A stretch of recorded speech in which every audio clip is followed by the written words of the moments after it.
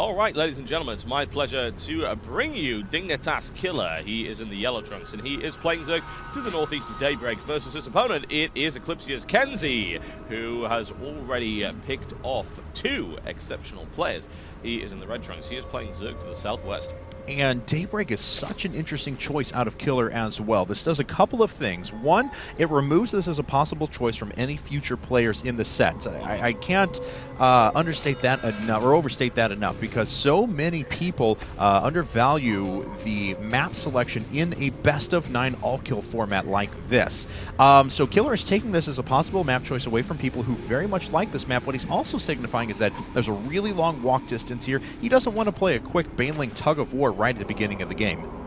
Yeah, and that's probably for the best, honestly. We've seen some great positional play here from KenZy. We've seen some great control and speed from him as well.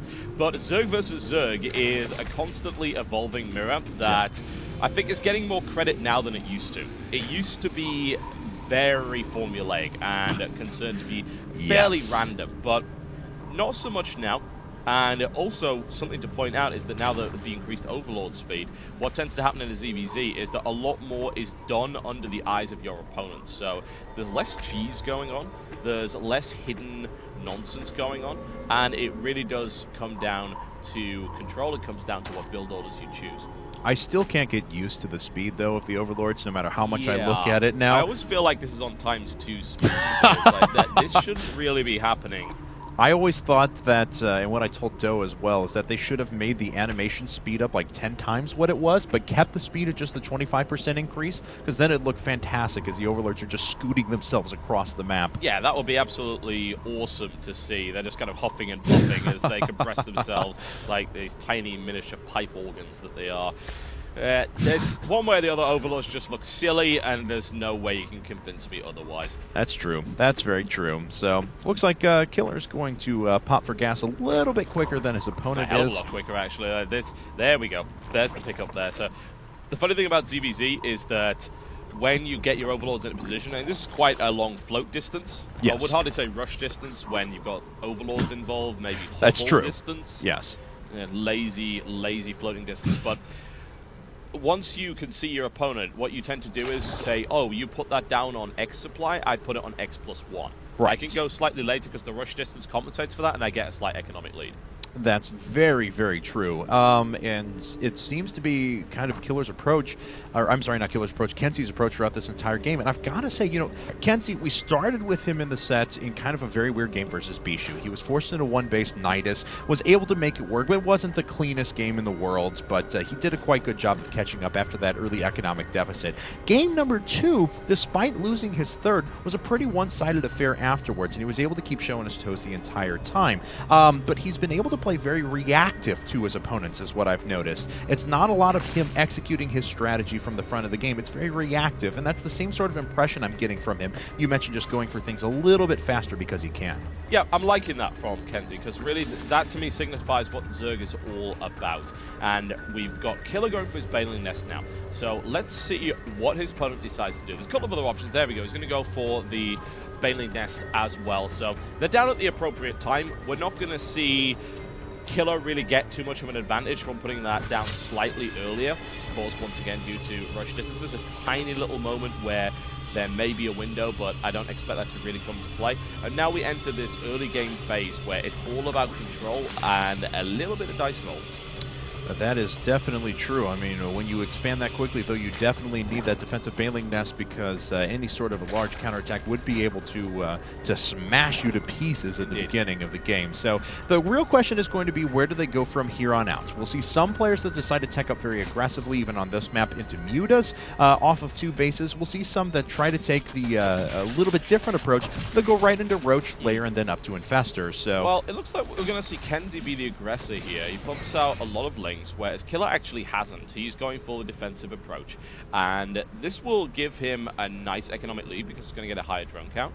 But KenZy's also going Lair behind this, so looking to transition out of that could go into the Mutalisk style of play, and we may end up seeing Muta versus Roach Infestor, for instance, which generally works fairly well for the Infestor player.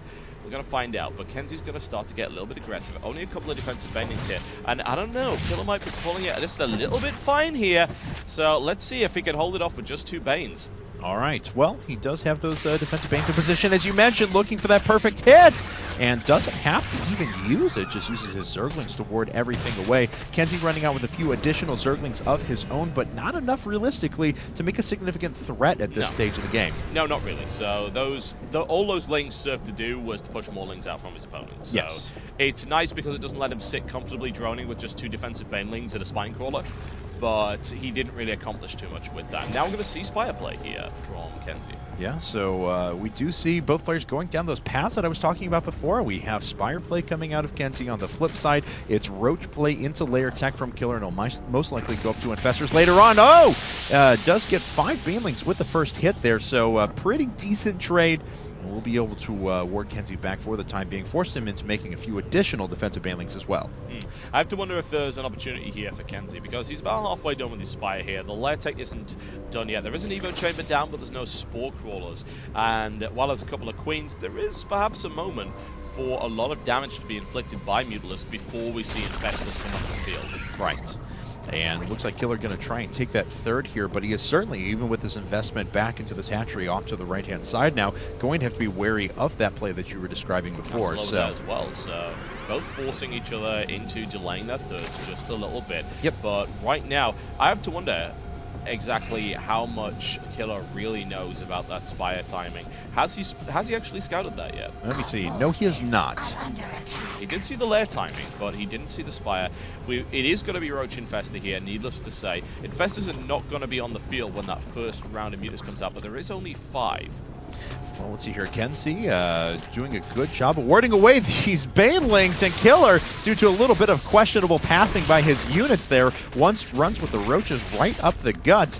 He is able to effectively deny that third, though, in fact, not even going to be canceled. So KilleR getting his work done, certainly. The first few Mutalisks are coming up now for KenZy. He does have 5 on the field. The 3 joining will make 8. So a decent number of units, but will it be enough to ward all of this back? Yeah, that's what I'm interested in seeing. A nice hit right there. Absolutely fantastic. But here come the Mutalisks. Now, the Roaches will be warded away by this, but this is going to give KilleR quite a lot of time to respond before this really comes into play. He's having to use these Mutalisks defensively, which is it's a great use of the Roaches here by KilleR, because it does keep those Mutas away from his base. And now he can prepare, get what he needs, get some extra Queens. Actually building 3 Queens at a time. That's right.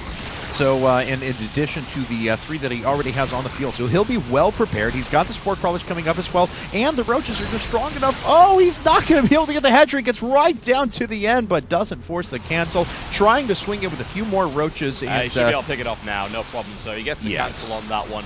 By the looks of it, it would take something of a miracle to stop it. There he goes. Oh, no cancel. Wow. Good Lord. Yeah, KenZy falling behind here quite significantly. And this is just giving KilleR bags of time to get everything he needs to deal with this. That's right, and he already does have his first 4 Infestors popping up back at home now. None have been created quite yet. Spore Crawlers are in position, double Queens at every base right now, so he is prepared with some anti-air defenses. Still, though, these Mutas can be quite crafty. We've seen KenZy has had pretty good control with them in the past, doing a nice job now and just cleaning up map control everywhere and making sure that his opponent's Overlords are, well, actually, all retreating at the moment. Yeah, they're leaving. They have to. He has no real choice in the matter, because he knows the Mutalisk control will just give him that ability to pick them off and, of course, supply block problems and things like that. So he just want to watch out for that. Wonderful fungal right there. Can he repeat that? Yes, he can. He needs 1 or 2 more, though, and he's got it. Oh, this is absolutely massive here for KilleR, and KenZy loses every single Mutalisk by almost. Are they at 1 hit point? Oh my God, those are all so Sick. close. Oh, 6 hit points. So close. Wow. Oh, 4 fungals. There you go, ladies and gentlemen. If you're curious, 4 fungals, not quite enough to kill those. They did a smart job by DPSing down the Spore Crawler that was underneath, and it was only able to pick up a few kills, but still, the mutant numbers have been ravaged. Yep, dwindled down to the point of uselessness at this point, and that's right. That's going to force KenZy into Roach Infestor play, and a great choice by KilleR to now transition into Hydra, because think about it for a second. I've got all this extra gas. I didn't bother with a Spire. I didn't need any of that kind of nonsense. I'm sitting on 3 bases. I've got 6 gas. Add Hydra DPS into the mix with a superior upgrade count, which he does have right now. That's right. And then you've got a recipe for disaster for your opponent. All right, well, we'll see how KenZy is going to be able to react. He's taking the appropriate risks, and he tried to double expand so that he could catch up at least a little bit in production and economy, but he hasn't been able to utilize those bases quite yet. In fact, is still 7 workers down. But he himself is just adding on infestors right now, and it's a little bit slow to the party, as you mentioned before, with those additional upgrades. 1-1 just finishing up for him now, though. Yeah, things are looking okay at the moment for KenZy, but I am very concerned with that +2. Certainly the Brood Spine upgrade. I don't believe we don't have double evolution chamber here from Killer, do we? No, I don't believe so. No, so that might hold things up. That could be the equalizer for KenZy right here, building an awful lot of roaches, but still, that Hydralisk DPS is really considerable, honestly. It very much is. With Grooved Spine and +2, those things do so much damage. Adding on another 9. That is absolutely fantastic here for Killer. But KenZy's economy looking pretty solid with that 4th base up and running. Hasn't got anything mined from it just yet, but just give him a ton of extra lava here. I'm interested to see how this is going to go, because this is pretty even so far. That's right. Well, the frontline engagement force is certainly a little bit stronger for Killer right now, and if he's able to get that engagement that he wants, of course, he is taking the role of the aggressor right now. KenZy will have that defender's advantage, and if he can get down the appropriate fungal growths, we'll be able to stop this army in its tracks. Killer, is he aware of the existence of this base? No, not quite yet. Well, let's see how it goes. That's a good starting fungal right here from Killer. And these fights are always really awkward to call as a direct result of not seeing anything but fungals. We've got Infested Terrors being tossed in all directions right here. The Hydralisk DPS is what's going to come down to it. Will the Roaches stay alive long enough to give the Hydras what they need? And it's looking like they probably won't. Roaches getting in nice and close, but foreign Infestors coming in. Additional Roach reinforcements on the side. There are too many Hydralisks here, and the +2 is ravaging KenZy. That's right. Even though the front line of Roaches went down, it still wasn't enough for KenZy. He finds himself down by about 70 supply at the moment, and that is going to be a bit exacerbated here in a bit as these hatcheries fall. Oh, that's a lot of freebies right there. Loads of free investors are being donated to the Killer Foundation, and at the moment that 3rd base is under dire threat with more reinforcements streaming across the field. +2 is about 30 seconds away here for KenZy. He doesn't have it yet. He's gonna lose that 3rd, and there's the GG. GG. So Killer takes the game back for Team Dignitas, tying things up 2-2 here through 4 games in this best of 9. All right. Absolutely fantastic play.